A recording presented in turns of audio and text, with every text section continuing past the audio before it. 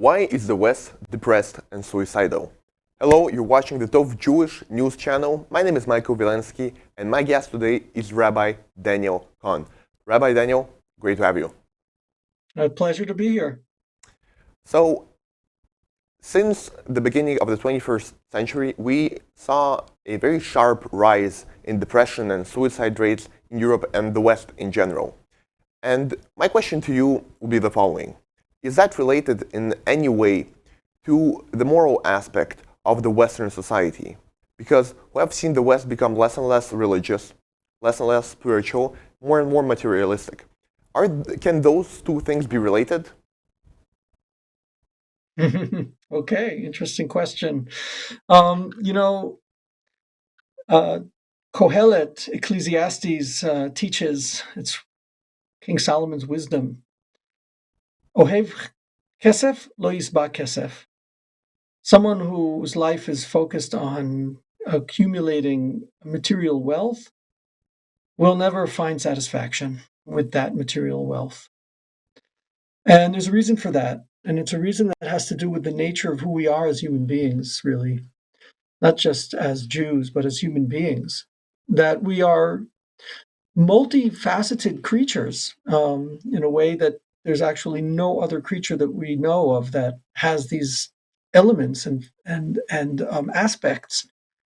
We are both embodied, obviously, and we live a physical life in which we are driven to acquire what we need to survive, what we need to better our situation, what we need in order to accomplish things that we set our goals on. And these are all elemental to our nature, well, just as they're elemental to any animal's nature or any plant's nature, or more even profoundly, I would say, even the physical reality of the inanimate also has needs, right? Needs which need to be satisfied. But as human beings, we have needs that extend far beyond just the question of our physical survival or betterment.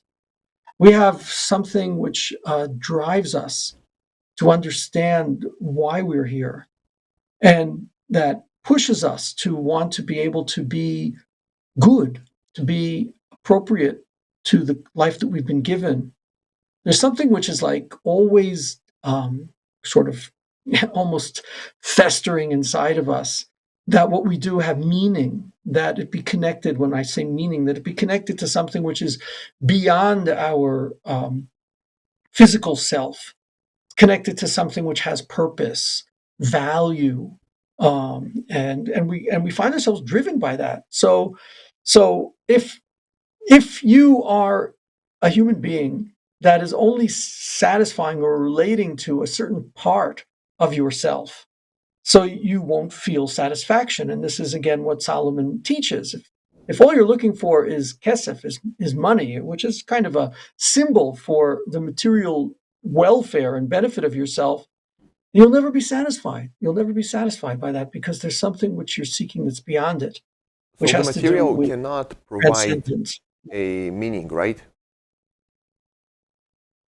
Material things can never provide a meaning, because a meaning for something is always the way it connects to what's beyond it. And ultimately, the meanings that we look for are meanings that are connected to values. So, like, if it's connected to justice, if it's connected to righteousness, if it's connected to love, if it's connected to beauty, if it's connected to a sense of our existence as being eternal and part of something which is beyond our physicality. Those are the things that give it meaning. Meaning always requires that there's something that's beyond just the physical object. Yeah. So. Rabbi Daniel, we saw in the years from 2000 to 2018 a rise in 37% just in Europe in terms of depression. And does Judaism have any message to those people who feel depressed and suicidal? How can Judaism help them, find a solution for their problems? Yeah. First of all, it's really distressing to see the Western civilization unraveling, just because of all the pain people are going through. And I think since this war, we've been witnessing the I would say, I'm going to put it in positive terms, the desperate need that people have to feel certain about the things that they choose and to see themselves as being on the right side of any kind of a conflict or any kind of a choice they make. It's very difficult to know that you're right in something, and it's very important to us as human beings to be doing the right thing, righteousness.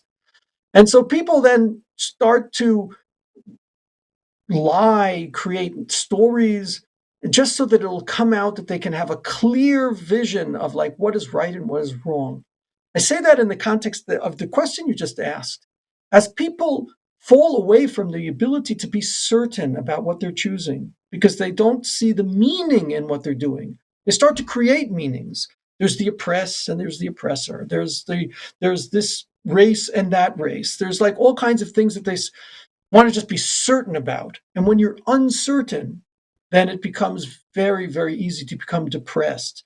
And when you are uncertain and unclear as to what you're doing here, so then it leads to the kind of horrible result where you give your life up because it's just too painful to live with that kind of uncertainty, unclarity, and dissatisfaction. So Rabbi what Daniel, happens, with that, wait, I just want to finish answering your question. I know I give long answers, but like no problem with I that. I can make them shorter if you want. But Judaism is actually the religion of the prophets, right? The prophets reveal values that are part of the nature of the universe, right? The Torah reveals those values and ways of living.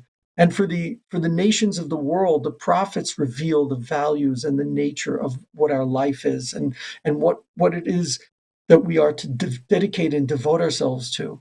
So when the message of the prophets, which teaches love, compassion, which teaches righteousness and justice, which teaches peace, and which teaches the harmony of all nations and everyone having a place and knowing they have a place and understanding what their contribution is to the symphony of creation. That's the great contribution, I wouldn't say of Judaism, I would say of the Bible and of the Jewish people to the nations of the world. And yes, I think a renewal of a connection to those values and teachings would do a great deal for Europe, the United States, The West. to regain the kind of happiness that people once had much more of. Rabbi Daniel, would you go as far as to say that the cause of all those problems that the West experiences is atheism? It's what? I'm sorry, I couldn't hear the last Atheism. word. Atheism.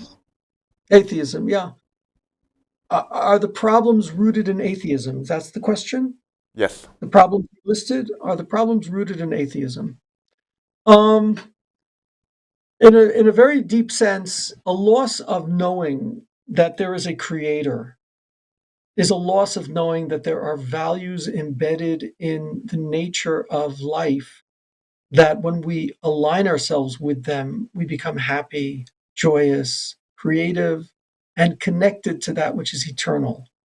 Knowing that there is one creator is to know that there is a driving force behind all things that has a certain intention and a certain set of values and ideals that's running through creation. Okay.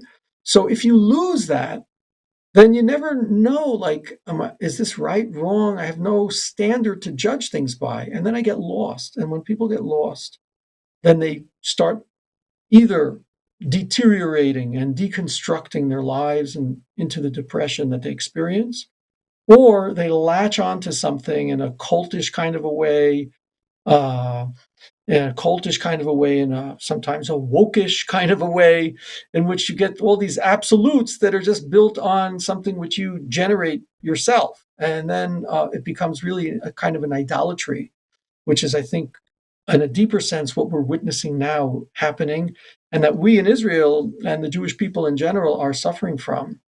Yeah.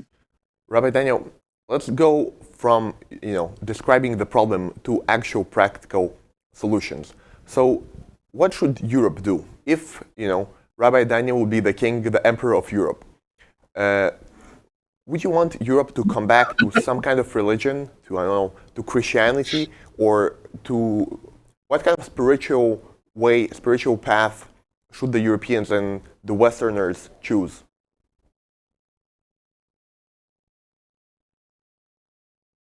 If I were king, let me just take a moment to imagine that. If I were king, what would I teach them? What would I offer them? Where would I guide them? Gee, what an opportunity. I would say that I wouldn't necessarily guide them back to Christianity. No. I think there are aspects of Christianity which are important and elemental to living a sane and spiritual, sacred life. But I'm not sure that that would be the path. I think the path would be around the following principles: that the God of Israel has revealed himself not just for the sake of Israel, but for the entirety of humanity, and has given instructions for a life that can be fulfilling and joyous, not just self-serving, fulfilling and joyous, but fulfilling and joyous because it's connected to the eternal ideals of the Lord. Yeah. And so I would want to encourage people to develop practices and perhaps even guide them in them, practices of prayer and of connecting to that divine influx, which is always actually informing us of love, of compassion, of justice, of righteousness, of clarity, of giving people their honor and their respect, of respecting boundaries and therefore not stealing or killing, of recognizing that it is all rooted in that one God. And there are many practices which I actually literally offer, and actually just produced a siddur together with someone for the peoples, including meditations and films that make it possible for them to pray in ways that will connect them up with these ideals. Right now, it's only available in Spanish because we have hundreds of thousands of Spanish-speaking people who are interested in finding a spirituality which is not a new religion, but is a connection to the Lord, the one God, who teaches the ideals that if we align ourselves with them, then we will be much more satisfied and much more righteous people. So I think I would, as the king of an emperor of Europe, I think I would start there. So, Rabbi Daniel, I hope in the next election for the King of Europe, we'll see your name on the ballot and we'll vote for you. Thank you very much for this interview and for sharing your wisdom with us. You're welcome. Thank you also to all our viewers that saw this interview. Please don't forget to subscribe to us both here in YouTube and on all of our social media platforms. Thank you again. Have a great day.